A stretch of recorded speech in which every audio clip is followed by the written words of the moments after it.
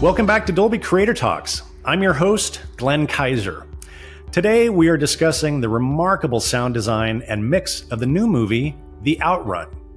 I got the chance to see this movie at Sundance last January, and I knew immediately that I wanted to have this team on our podcast to talk about the sound work, which is really just extraordinary.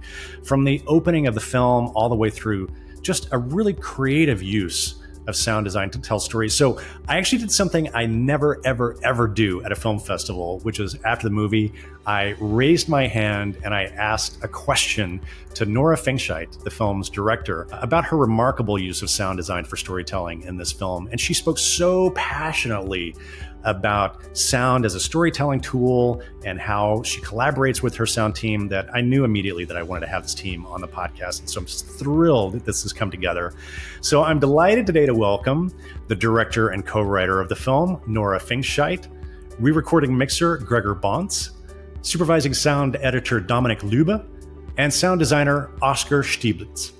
I want to also note that Dominik and Oscar also serve as the film's production sound mixers, which is a little unusual. We talk about that in our conversation. This is a team that's been working together for years, and I wanted to start today's conversation by asking how their latest collaboration came together and how they began their creative work on this amazing track in this wonderful film. Usually the process starts probably even before writing the script, not just in my head, but altogether for us as a team. You obviously need a team that's up for that kind of stuff, because that also means that sometimes we brainstorm things that then totally change, and a lot of ideas never become reality. But usually, I think as soon as I have a treatment or a beat sheet or something needs to be there in writing, right? I mean, we can't jump on a Zoom and I'm just pitching something. It needs to have a bit more substance. But as soon as that, we get together, this crew, you see them here together with our composers, because we see it as this merged audio landscape between sound design, mix and music. And we start thinking about, how should this movie sound? Basically, the same time as I get together with the DOP discussing how should this movie look. It's 50% image, 50% sound, no matter what the budget is, But it, of course, on smaller budget films, for each department, it requires sometimes over hours, long shifts, a lot of ideas that, we have to sort out again. And yeah. Well, tell me about those, original conversations, and Dominik and Oscar, maybe this is a good time to step in. It's interesting. I think all too often too, most audiences think of great sound design as something for big budget Hollywood studio movies and, these big tent poles. But your film has such amazingly great storytelling through sound. So I'm just curious about those initial conversations that you all had together. And, I don't think that a lot of people would necessarily think of a kind of a memoir film about an alcoholic going through recovery would be a powerhouse showcase for amazing sound design. So how did you find your hooks into this, and what were the possibilities that were open for you as a result of those early conversations? It took a while, so to speak. It was like always Nora at first, like opening up this conversation between us and the music department, and also Gregor, the re-recording mixer, was in the process of finding sounds or incorporating musical elements with sound elements. And everybody was asked to write down their ideas about how they will deal with the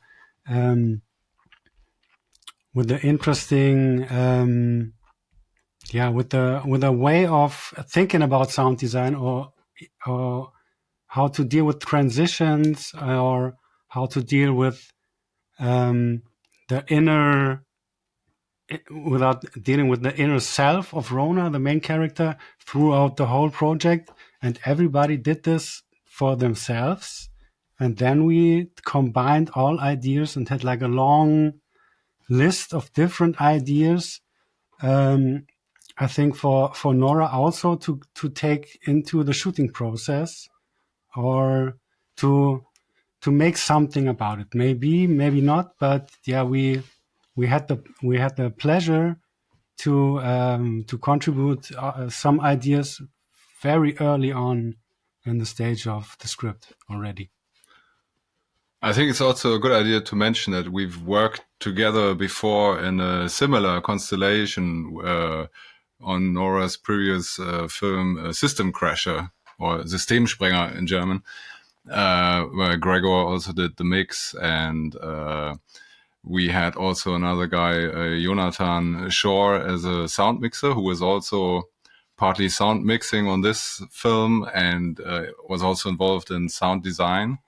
And Dominic and me, and also the music team, John Goetler and Jan Misere.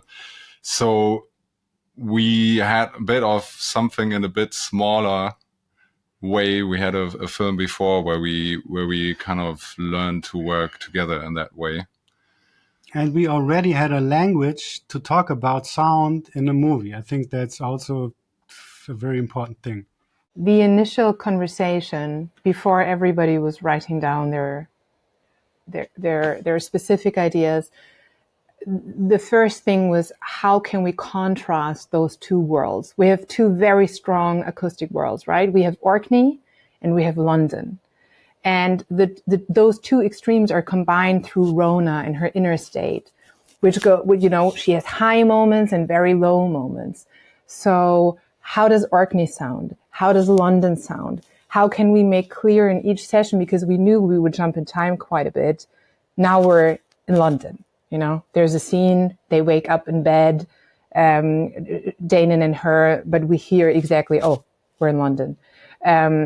How can we use the elements of each to then create a third layer in the nerd layer? It was very clear because it all comes from the book, right? She describes the tremors in the book already. So how can we use elements to talk about the tremors? I think we'll go into that later in more detail, without having it just be the same. And lastly, I think, it was Orkney, London, the tremors, and then the drunkenness. We were, I think, in our brainstorming session talking about how can sound get broken almost, like how can we distort it, how can we play with out of sync dialogue, that it gets really messy. We were almost brainstorming, like, how do you remember being drunk? What did it, what did you hear when you were absolutely wasted from the thing that you remember? Because then you hear things that are very specific, right? Maybe just the keys dropping down or just the car coming by. And the very last thing, it's what Dominic mentioned, the transition between the two. We were brainstorming a lot about how can sound take us from one world into the other and back. I love that. I did have a question for you because, as you say, you've got these two unique environments, but you're also moving back and forth in time quite a bit, even to Rona's childhood. And I never for a moment was lost about where I was, in her story, where I was in the timeline. And I think a lot of that has to do with the sonic environment and your ability to place us so specifically. So what a remarkable achievement. Fantastic work. Thank you. And a lot of that was actually written into the screenplay as we got it. So we, as a sound team, were very, I think, first of all, inspired by, wow, this is someone who really thinks in sound, and doesn't just write down things that you see, because this is what we used to, right? But I think Nora, she started the whole strategy of having these transitions, something in the now time, Rona is in Orkney, she's coming to terms with her sobriety, and there are things that take her into the past. So what are those things? And I think sound is a very powerful tool here, because there can be similarities in here and there, right? There's the tea whistle of the mom, making her tea, and then that whistle turns into a siren in London, and we're all of a sudden in a park where she's studying with Danon, and then the trees rustling, the white noise of the trees rustling, then turns into ever so slowly into like the coffee maker in the Pomona Cafe in Orkney or stuff like that. And I think that wasn't maybe written out like this in the screenplay because the order of the scenes obviously changed a lot during editing. But I think Nora like got that ball rolling, and we just had a lot of fun, like just making up all these transitions, even in the screenplay, just to have ideas. And none of them were like this later on. But then we had even in the mix or in the sound design, we just found new ones. I think one of my favorite moments is like when Rona is walking over the cliffs and there's all these birds just flying around her, and it's a very enveloping moment, and there's this screeching of the birds, and then at some point, again ever so slowly, there's like girls screaming, starting to, you can hear, and then we see like Rona with Gloria on the bikes, and they're biking to the nightclub, and then all of a sudden we're in the club. And so it's these two similar sounds that make the connection between past and present. Nora, I had the sense of like Rona is somebody who is she could almost be consumed by memory at any moment and go into the past. And I love the way that you were using, some of these sounds to bridge these transitions. I had a note to myself that I love that moment when she's out checking for the corn crakes at night, and then the sound gives us a transition. We morph into into a flashback at the club in London, and you wouldn't think that there would be any kind of tonal sonic similarities between those two, but you make that transition so effortlessly. I'm just so mesmerized by the work that you all did in figuring those out. And then of course, but you have to also be flexible because Nora, I presume you probably did a lot of restructuring as you were editing and in post-production, right? This is not exactly probably the order of the script that you shot, I'm sure. Maybe 10% of the scene order is still the same, and the rest completely changed. That one transition that you mentioned, that stayed exactly the same because we had to plan it so meticulously in terms of, okay, when is she leaving the car? When is she in the real ring of Brodgar? When do we have real stones? How can we merge into the studios? Now she walks through fake stones and now she's in a nightclub. So it's 3 different locations merged together. That one was stuck, all the rest changed. But yeah, I mean, like mentioned before, somehow, even if the transitions change, the brainstorming we did before helped enable the creative process. And sometimes we even, in the final mix, we went back to ideas from the very beginning in terms of, what about that idea that we had back then? So it's never lost. It's sometimes a pity because you lose really great moments and transitions, but it's normal. It's part of the process. It's part, and it's like that in every department. Usually, when sound comes on late, then not. But if sound gets treated like any other department, of course, we shoot scenes we never use or great images that never make it into the movie. You're talking about the conceptual work that you all did, before you went and shot the film. Can you think, and I'd love, this is something that I'm always talking with young filmmakers about, which is like engage your sound team before you go shoot the movie, share ideas, get that, start thinking, you put it perfectly, start thinking about sound as an important element of the film as the cinematography is. So I'm just curious, can you think of was there any conversation, anything that in the conversations that you had that then affected the way that you decided to shoot any particular scene? Oh, yeah. Yes. It's hard to even pick one, because it goes so hand in hand. I mean, sometimes we knew that here she hears the tremors, right? Which is this mystical element of the island, but we use it as a reflection of her state of mind. And ultimately, we ended up using it as the craving, or some inner tension that she can't handle. And so it was very important to make sure that the images we use here, leave enough space for the sound to unfold. For example, when she runs out of the caravan she had this one drop of red wine, and it's the most intense way we ever hear the tremors. There is almost like this electric bird that sounds almost like a helicopter, the helicopter being that trauma of her childhood, you know. It was clear we need space and space and space. You can't just run out and back and keep standing, you know.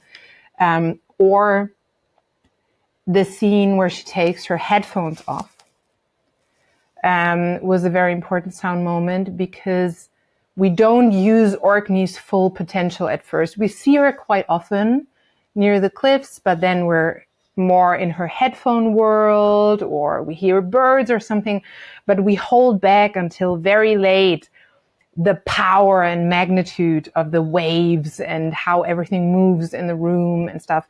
And so it was very clear when we shot it, we need the space to not just see the ocean, but also hear it. You've given us so much to talk about, and some of my favorite scenes you mentioned. I want to dive into a little bit more, but before we do that, one of the reasons I'm so excited about having you all on the podcast to talk about the film is I feel like the Outrun is just a masterclass, and one of my favorite ways to use sound design, which is to give the audience the subjective experience that the main character is having, and thereby, make her experience very real for the audience. And as you pointed out, I can't think of any better example of that than the drunken scenes where she's really on a bender. And so I knew when I saw the film at Sundance within the first couple of minutes that I wanted to have a conversation with you all, because there's that amazing scene where she gets thrown out of the bar.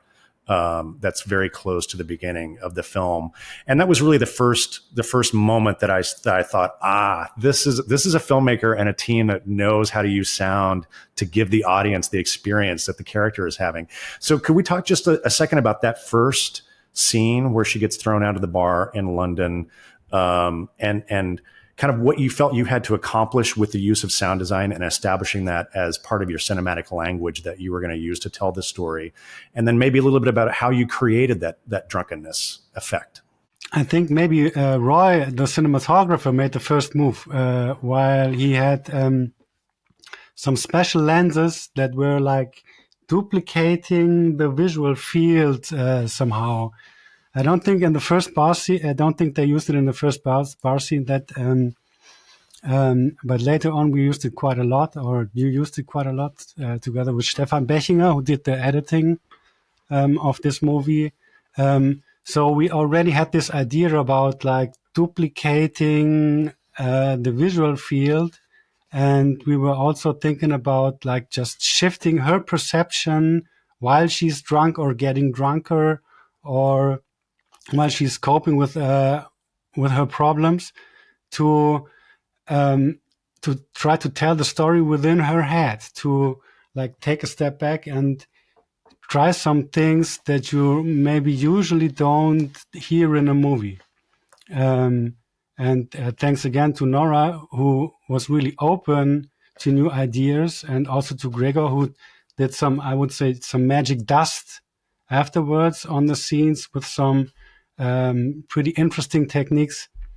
We tried to get into her head and stay into her head, and also sometimes, depending on the scene, muffle the sound, blending out the sound, or duplicating the visuals, and also the audiovisual perception of the main character to really tell the story of her coping with this heavy things in her life.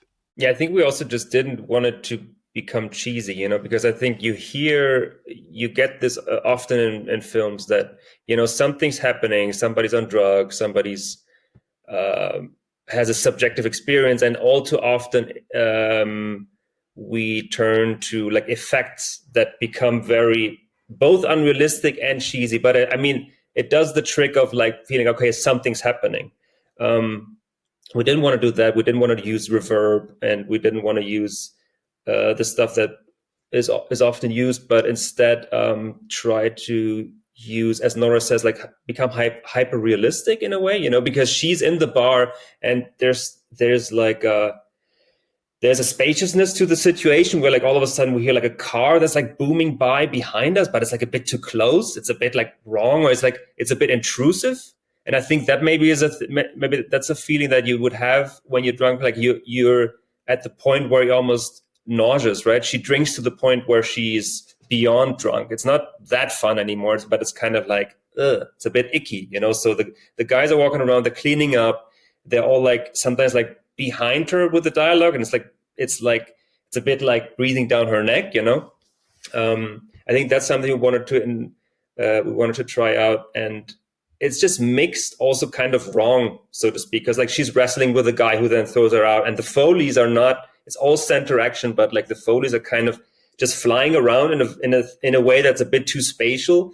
And I remember the cinematographer coming in at some point, who was just coming from the grading, and he saw it, and I was like, this makes me a bit nauseous. Is that what you want to do? And Nora was like, I think that's what we want to do. So yeah, it was a lot of fun. Yeah, it's exactly that, right? We wanted to get to feel the audience being subconsciously close to throwing up with her, you know, that you can't, like, you're not stable in the room. Things move around really weird. And I also remember we experimented quite a lot with having weird, sort of a shuffle effect on the voices, Gregor. I'm not sure what that was. And it was a constant balance of, it can't be too obvious. You know, it needs to be on the level where we were not giving away how we're actually manipulating the voices. So it comes in and out. And often, you know, we played with the effects in terms of, okay, now we overdid it. Or here we still need to have this illusion of realism. So we did quite a lot of ADR recordings of people passing by. You know, it was like we had to make it feel like London. So London on an evening, there's always cars, there are people outside, they're laughing and screaming, they're having a great time, and she's a mess inside. So it's the contrast between this functioning outside world and she being totally lost, you know, with this sort of singular vision. And then as soon as she gets thrown out and the keys fall on the floor, you know, we knew that later on we would come back to that scene. So it had to have a very, very strong acoustic hook here. It's almost like a subconscious setup of the Tremors without anyone having heard yet about the Tremors. But it's sort of the combination of she's thrown on the ground, a car passes by, her keys are on the floor. She weirdly tries to, you know, collect her stuff. She insults the bouncer and then she stumbles forward. And that moment is what I would think the first Tremor without us knowing. So later on, she's at the beach and she stumbles at the beach, but we hear London, but we are in Orkney. And it takes you back sort of to this where you're like, I've been there, but I don't remember when and how and where. And I think that's how. That is so amazing. And I've seen the film a couple of times now. I didn't even catch that. And I listen for this sort of thing. So I really appreciate that. And, you know, you talked about the subconscious, and it reminds me of something that I'll invoke the legendary Walter Murch, but, you know, he talks about sound design as the back door that information comes to the audience through. And because they're not consciously paying attention to it, they'll accept a level of abstraction in the sound design and in the sound treatment that is way beyond what you might think you could get away with. But I love how playful you were and how experimentative this whole team is in its use of the sound design. It's just remarkable work. Thank you. There are some scenes I want to discuss, but I'd also just like to talk a little bit about your process, because I think what you all are doing is fairly unique. Dominic and Oscar, so you're the sound designer and the supervising sound editors, but you're also the on-set production mixers. Is that correct? Yes, we shared it this time. Dominic was doing London and Edinburgh shooting part, which is the city. It's told as London. And I was actually in Scotland on the Orkney Islands. I was happy to be there because it's really a special place. You have to say, like, it's an island. It's very flat. You have like 360-degree vision, no mountains. You see the sky all the time, and all the time you have wind, like nature around you. There's like an abundance of bird, wildlife. So of course we did a lot of field recording. I was like, on the weekends I was walking around with a quad Omni mic rigged onto a backpack, exploring the less sort of the outer parts of that island, because we were, like it said in the film, we were on the island of the island, basically. Right. Quite far away from the main city civilization. And so there's like, it does something with you. It's lets you, like, it really immerses you into the nature. And so we were experimenting. I was like recording a lot of this wildlife, and I was recording waves, which then eventually get used in the sound design. So that is a unique chance. If you are on set and on location, you can record that stuff that you really think, okay, I'm really excited about using this in post, throw it into some plugin and see what's going to happen, just as a little example. I think it's a great approach, because obviously you're focused on capturing performance and getting clean dialogue tracks when you're the production sound mixer. But if you're also the sound designer and the sound supervisor, you're thinking creatively about what you're going to need later on. And you also like evolving ideas while you're shooting, and while you're constantly talking to the director and having all your thoughts back in your mind, what you were preparing, and then changing on set. But I think it's a benefit to do both. I'm not sure if it's for every movie necessary to also do the sound recording on set and to do the post. But for some movies, I think it's really helpful to be, you put your heart in it for such a long time, and you're really evolving along with the project. I think that really helped for this film to do both. I'd love for you to talk a little bit about the fantastic music in the film from your composers, John and Jan, and how. So obviously, Nora, from what you were describing, they're part of your conversations before you go and shoot the movie. They're an integrated part of your kind of conceptualization of what the sound is going to be in the film. But tell me about the collaboration and kind of how you use sound design versus score, and how those elements support each other in the overall track of the film. Great question. So John and Jan are really interested themselves in the sound design process as well, not to do it, but to contribute something.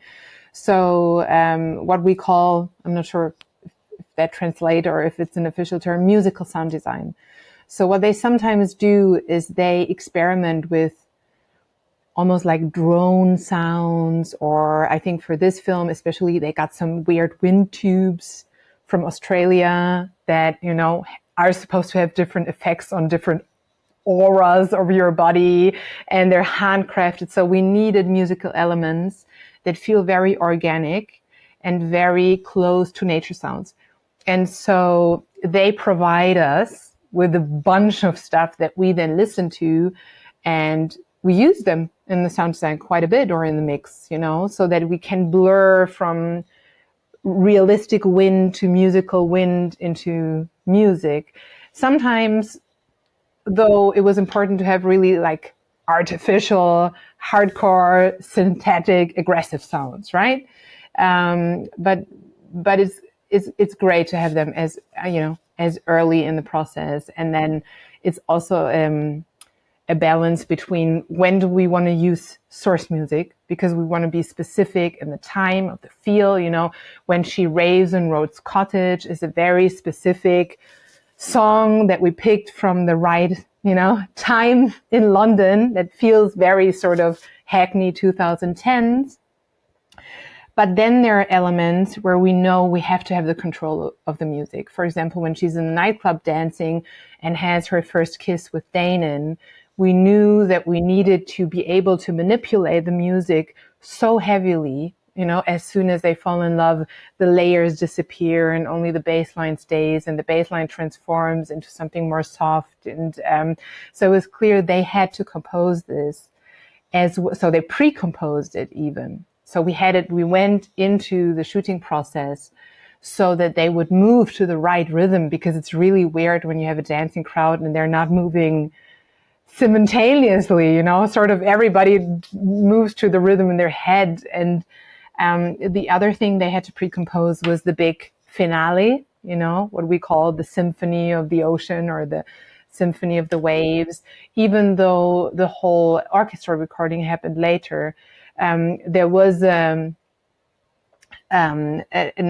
electronic layout version, so that Saoirse had something to move to, and we had the right part, when's the crescendo, when's the slow part, how long is this, and it was so nice to also see the process, I think, because we recorded this conducting in at least 10 different places. And the first time she was like, what am I doing here? What am I supposed to do? I don't understand. And I was like, I'm not sure if I understand, but let's follow the music. You're describing a conversation that you were having with Saoirse as you guys were shooting those scenes, or is that what you're saying?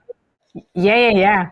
So we all listened to this 10-minute piece, right, of meaty orchestra, pre-recorded, and we had this vision that it's going to be great and it's going to be sounding amazing, but now we just need her to move accurately, and all of us didn't really understand what we were doing at first, but the more often we shot the scene on different locations, the more she could let herself go, and really, be with the music and not just pretend to hit the beats. And so the last version we did was on the final cliff, because we started the shoot in London, then Edinburgh, then Orkney, and then Papua Westry. And so the master version, where she starts and finishes the conducting in the film, is the 10th take, I would say. And by that time, she was so into it that she could really let go, and just conduct the waves and give herself to the music. And that's why she's so moved in the end. And it's those real emotion of things making sense. And that's, you have to have that pre-composed. Like, there is no other way to do that with, we put some sort of, I don't know, rhythm and we'll compose the music later and throw it. Like, it's impossible. It's an amazing, just conceptually, it's amazing, this idea that she has, that she can conduct these sounds. And but it's executed so beautifully. You mentioned this, but I'd love to for you to touch on Rona's musical choices.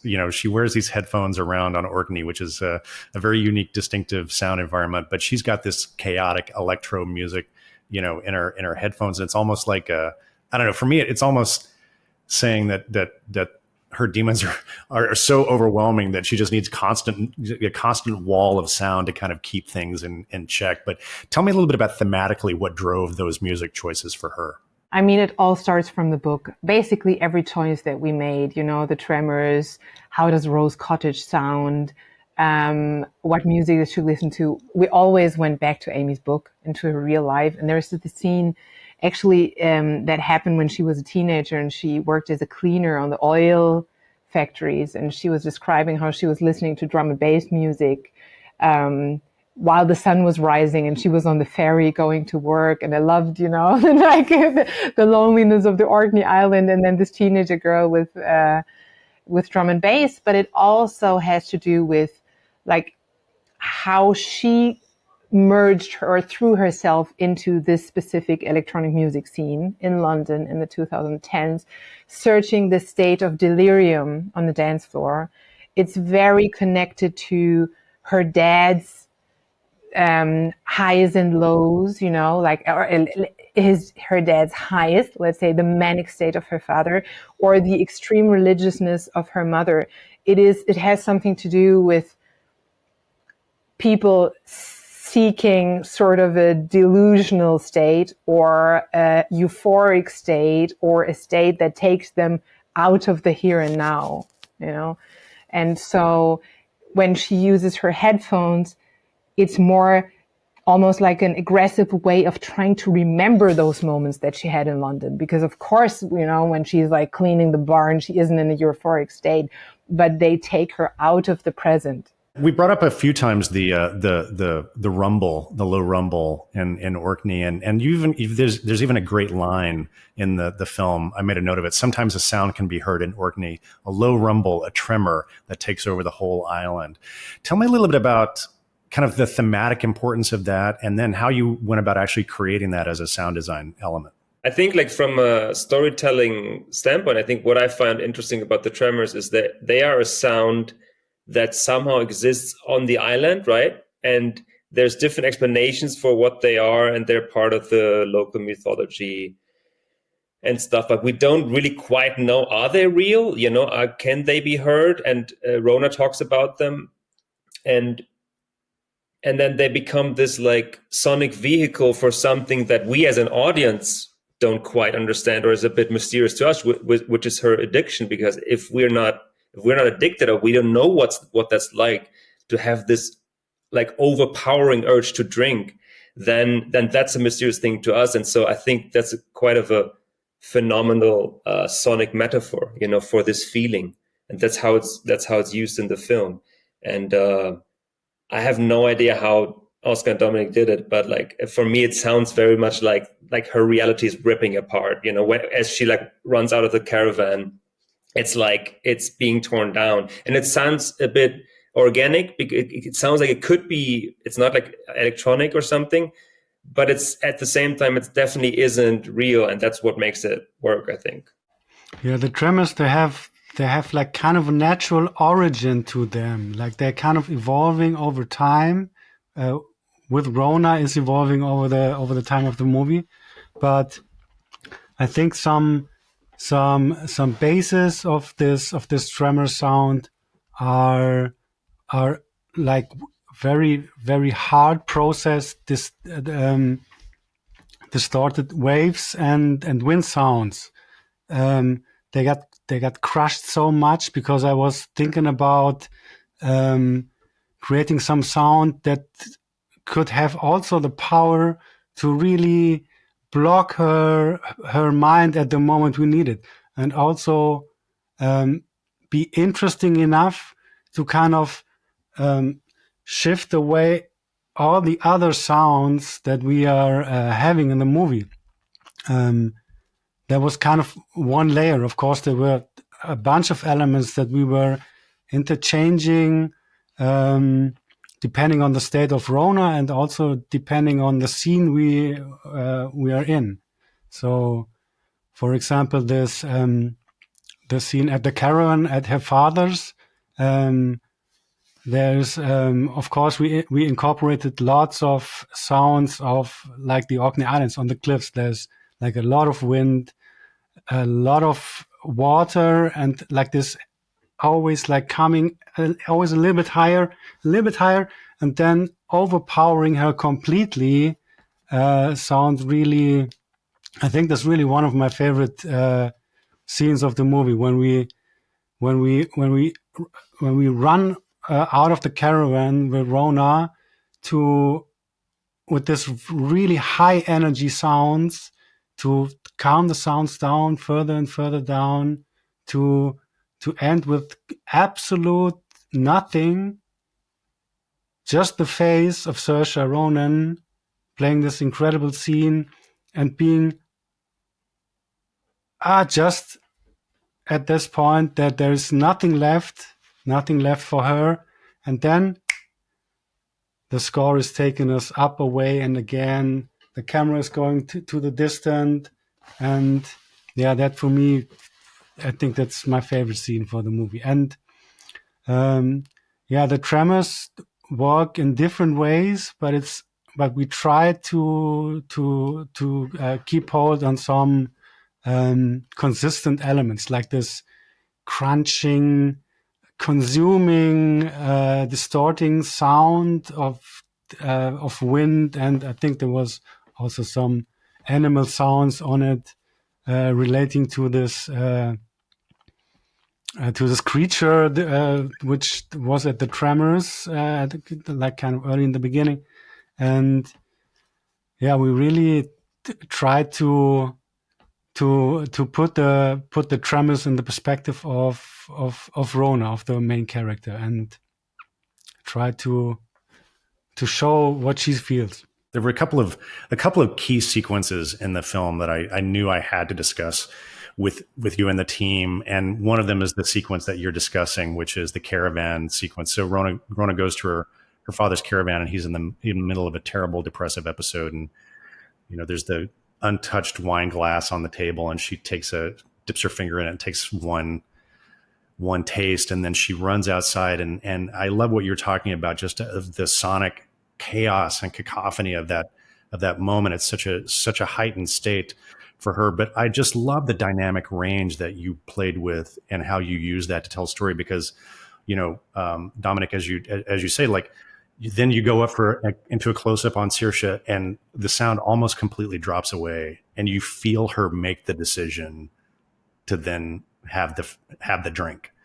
And it's to me, it's just such a. I mean, I'm gonna tell you, I'm gonna steal that scene. I'm gonna use it to teach, film students in college, because it's such a perfect example of using sound design to communicate the character's state of mind and to tell that story. So it's just, what a remarkable achievement. These are also a good example of what music can do and what sound can do, and what are each of their qualities and strengths, because the scene starts in a way where, like, she walks in, and as you said, she sees her father who's depressed, looks at the wine, and it's a music moment. So first, John had the idea that there's also a whistling sound that comes from the drink, almost like calling Rona to drink, and it's a bottle whistle. It sounds like an obvious idea, but like it turned out quite effective. So we hear that quite often in the film.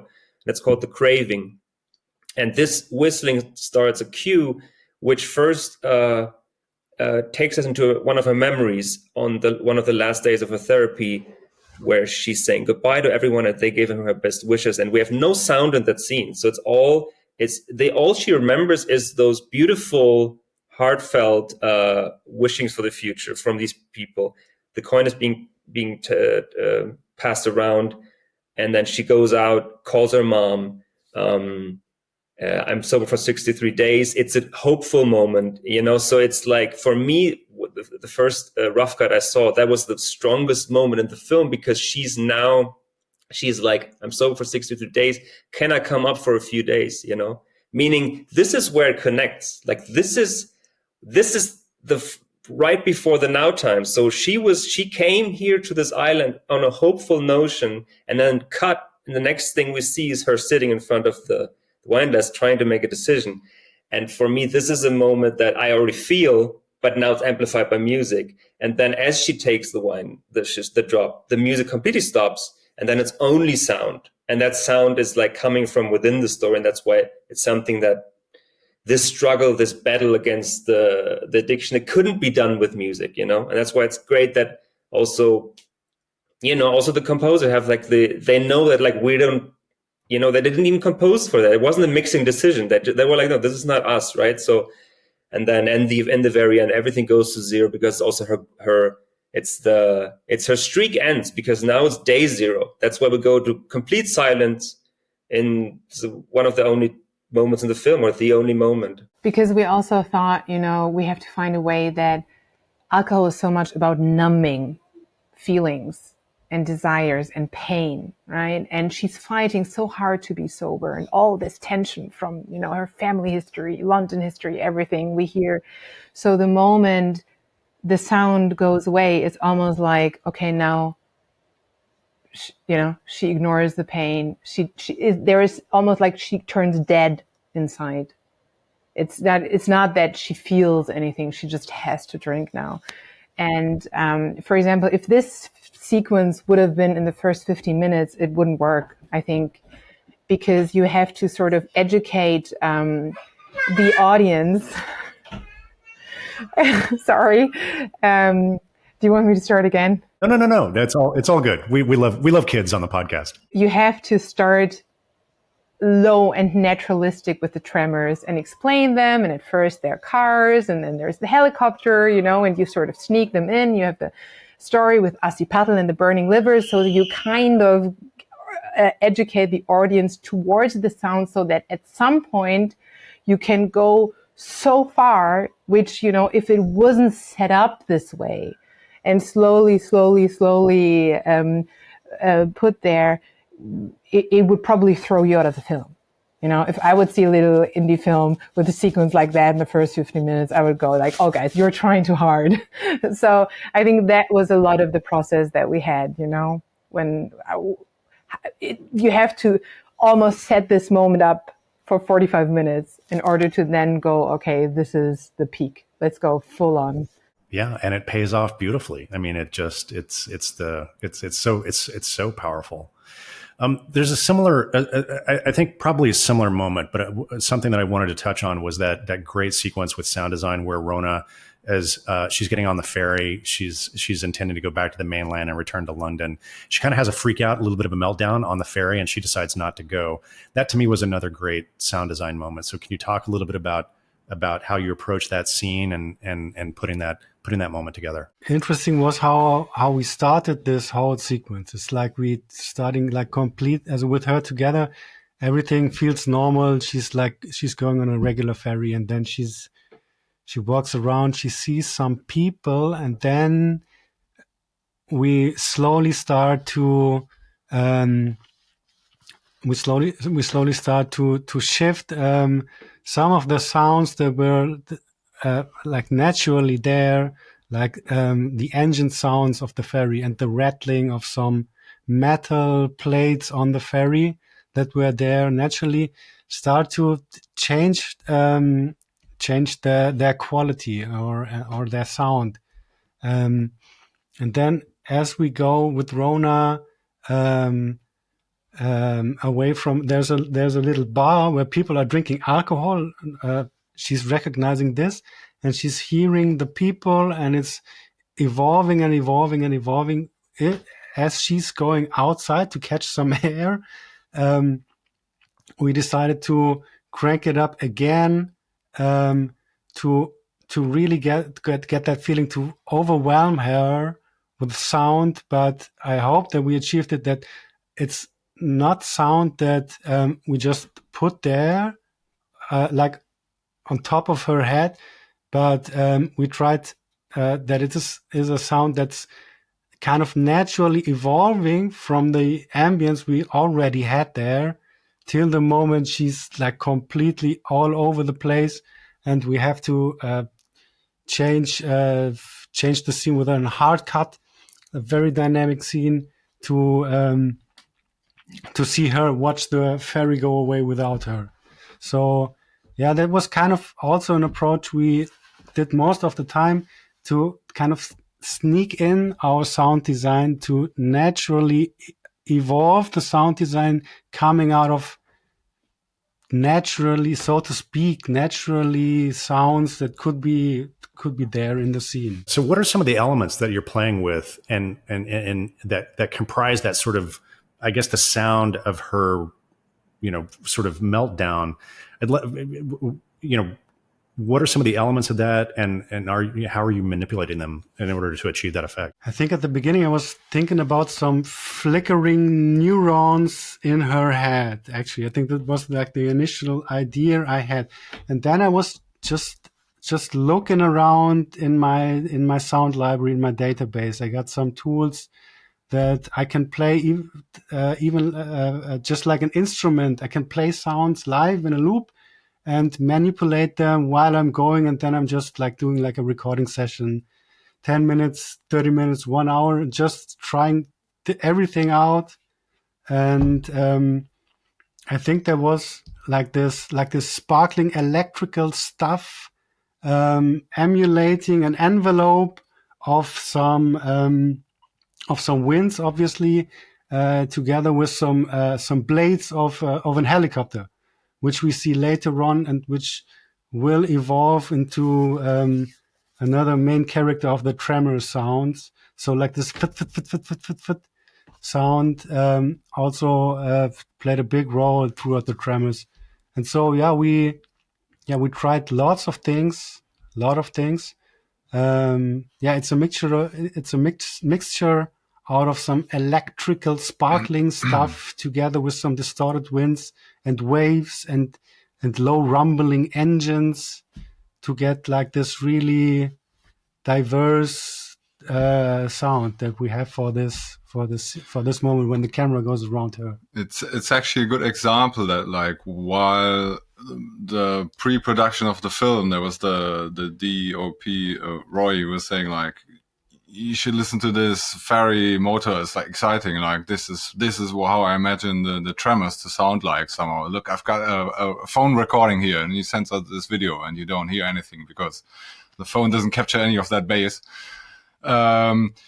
So of course, what I did when we traveled to Orkney Islands, the first thing I got my recorder out, like, and we recorded it, and then eventually we somehow used it in the sound design. It was like a tiny element. It's not like the main element of that sort of ferry scene, but there is some things in there. And also, like, shooting that sequence shot was, of course, quite complicated, because when they do 360-degree rotation around her in the end, like, it's impossible for the boom operator to really follow it. So it's all, in this case, it's the lav mic, of course, doing the job to hear her real breathing. Probably used in the mix. I don't know. Maybe it was ADR in the end. No, but, we did. Yeah, that's all her breathing.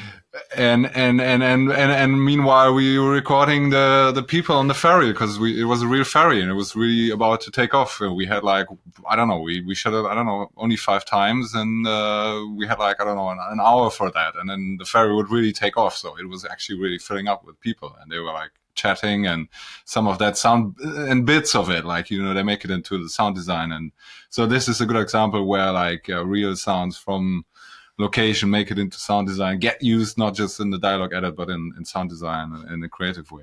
I know we're at the end of our time, and I really appreciate the conversation. Gregor, I do want to just touch on the Dolby Atmos mix, and I'd love for you just to let us know kind of how you decided to use Dolby Atmos to make this track as impactful as possible.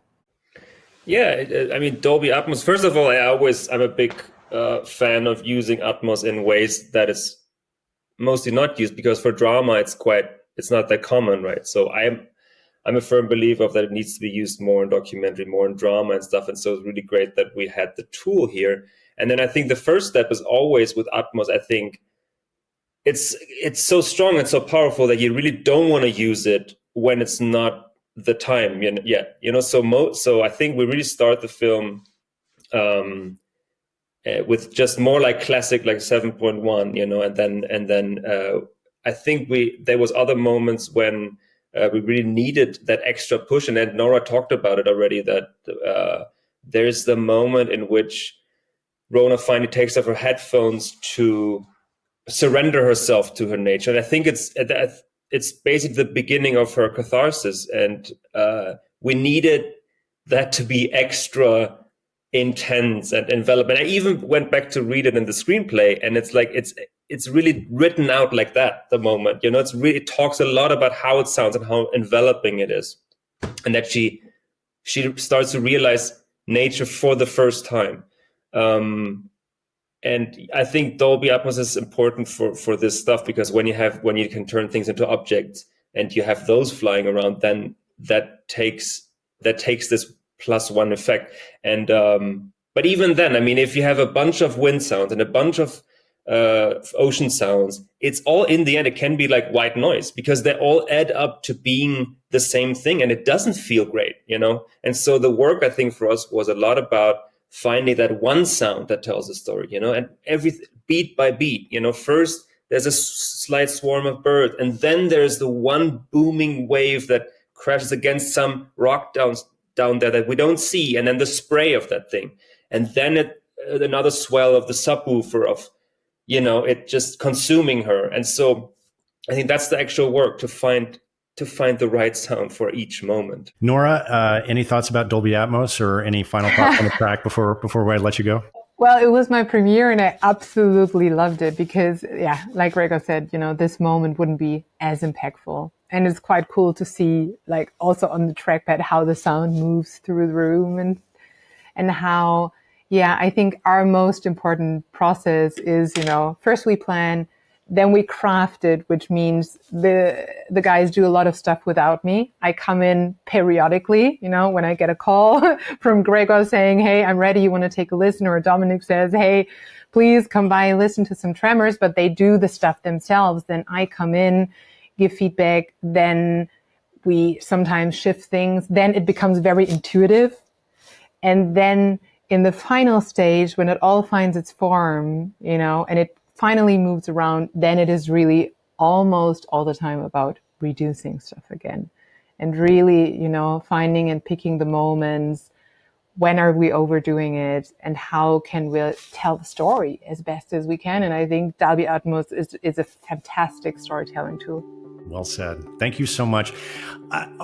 Again, such a pleasure to be in conversation with you. I knew since January that I wanted to have you all on the show to talk about the remarkable sound work in the Outrun. It's just a fantastic achievement. Congratulations to all of you.